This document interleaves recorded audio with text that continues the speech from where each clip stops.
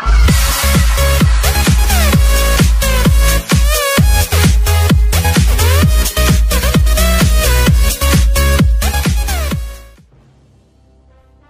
చరణ్ ఈసారి ఇజ్జత్కి సవాల్ అంటున్నాడు. Mega power star Ram Charan career మొదలుపెట్టి 11 సంవత్సరాలు కావస్తుంది.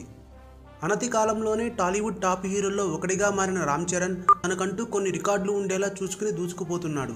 మగధీరతో ఇండస్ట్రీ రికార్డులు బెండు తీసిన రామ్ చరణ్ తరువాత ఎంత ట్రై చేసినా ఆ రికార్డులను అందుకోలేకపోతున్నాడు. ధృవ ఆ లోటుని తీర్చుతుంది అనుకున్నా అలా జరగలేదు.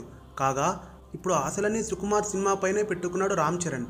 బాహుబలి 2తో మార్కెట్ భారీగా పెరగడంతో తన సత్తా చాటుకుని 8 ఏళ్ల క్రితం తాను నెలకొల్పిన కెరీర్ బెస్ట్ రికార్డును తిరిగి బ్రేక్ చేయాలని భావిస్తున్నాడు రామ్ చరణ్.